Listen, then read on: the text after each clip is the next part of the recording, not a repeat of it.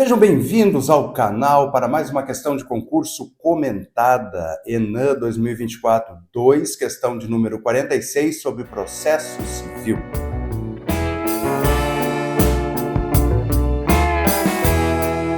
A questão de número 46, ela traz o seguinte enunciado.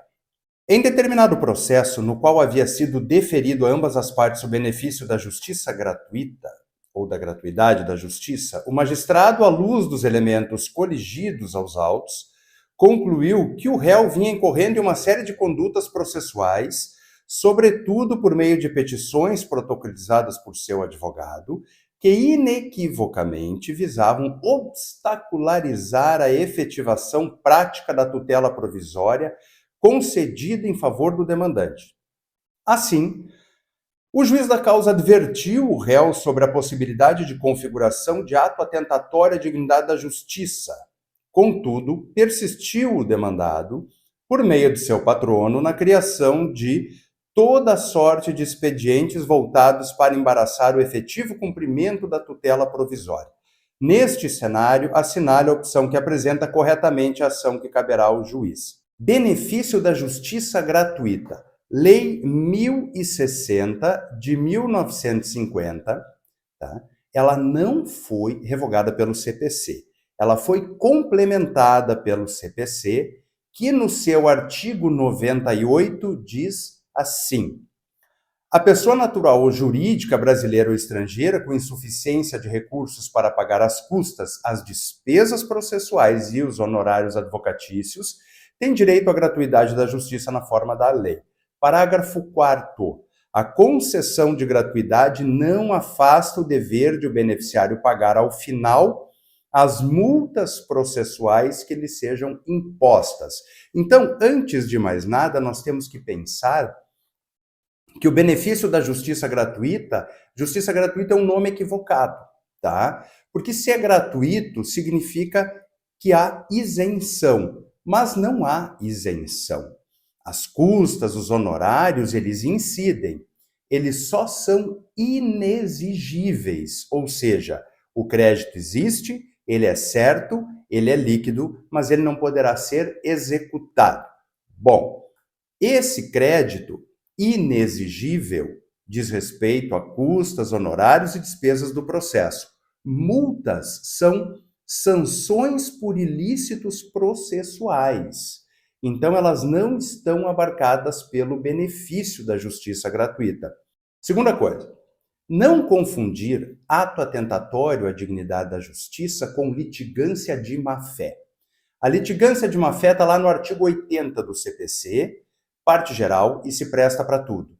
Ato atentatório à dignidade da justiça é específico, e neste caso, nós estamos falando de obstacularizar a efetivação da tutela provisória. Tá, efetivação de tutela provisória é uma execução? Claro que é. Onde está escrito isso? No artigo 297. A efetivação da tutela provisória se dará da mesma forma que a execução provisória. Ela é uma tutela executiva. Então, se o executado, o réu, o demandado, está criando obstáculos, ele vai incidir no ato atentatório à dignidade da justiça do artigo 774, que tem ali as opções. 1. Fraude à execução. 2. Se opõe maliciosamente à execução empregando ardis e meios artificiosos, que é o caso. Vejam que o parágrafo único, ele prevê uma multa muito mais pesada do que a multa de litigância de má-fé, que é superior a 1, inferior a 10%. No caso do ato atentatório à dignidade da justiça, a multa poderá chegar até 20% do valor em execução, para a parte, tá? Para a parte. O advogado, ele só será multado, segundo o Superior Tribunal de Justiça, se ele agir em benefício próprio. Se ele agir em benefício do seu cliente, quem leva a multa é o seu cliente, é a parte. E como nós estamos falando de uma execução de tutela provisória, o advogado não tem benefício próprio nenhum. aqui? Ele teria um benefício próprio se ele tivesse, por exemplo, visando uma sucumbência, né? Mas não é o caso, não é o caso. Uma execução, ela faz com que o executado seja totalmente passivo. Muito bem, vamos ver as alternativas. Alternativa A. O que o juiz poderá fazer? Impor multa em desfavor do réu e de seu advogado. Nem continua, né? Nesse caso não multa o advogado, mas enfim, ficando ambos solidariamente responsáveis pelo seu pagamento, sem prejuízo da expedição de ofício à Ordem dos Advogados do Brasil.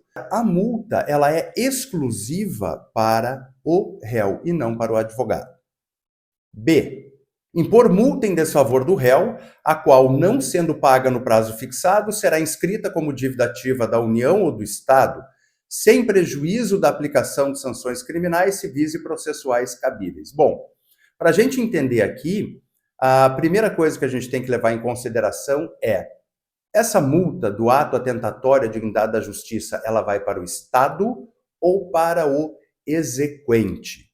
Tá? Se ela vai para o exequente, não se fala em inscrição como dívida ativa. Se ela vai para o Estado, sim, é inscrito como dívida ativa. Vejam que a multa por litigância de má-fé, ela vai para a parte. A multa por ato atentatório à dignidade da justiça, ela vai para o Estado. Então, sim, a B corresponde ao que ocorre na realidade. C.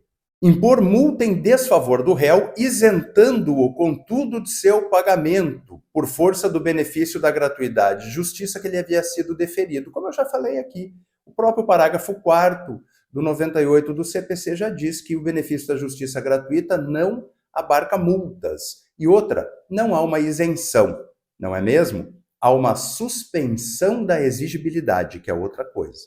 D. Cominar as astreintes em desfavor do réu, sem lhe impor a multa pela prática de ato atentatório à dignidade da justiça, haja vista a incompatibilidade entre ambas as medidas. Não são incompatíveis. Por quê? As astreintes, elas configuram uma modalidade de multa coercitiva, ou seja, o devedor, o réu que não cumpre a ordem judicial, vai cumprir voluntariamente para evitar um agravamento da sua situação no processo, para evitar que surja essa dívida das astreintes, que elas se tornem exigíveis. Ao passo que a multa por ato atentatório à dignidade da justiça, ela é sancionatória, ela é uma sanção por um ilícito processual. Então elas são, sim, compatíveis, porque elas têm finalidades diferentes no processo.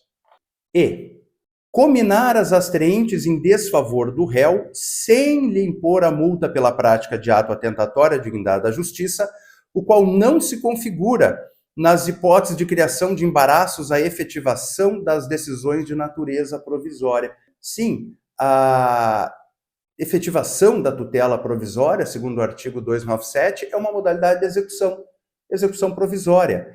Então, a multa por ato atentatório à dignidade da justiça típica das execuções, ela se aplica, sim, aos casos de embaraço à efetivação da tutela provisória. E o gabarito oficial, como nós vimos aqui, é a alternativa B, de bola.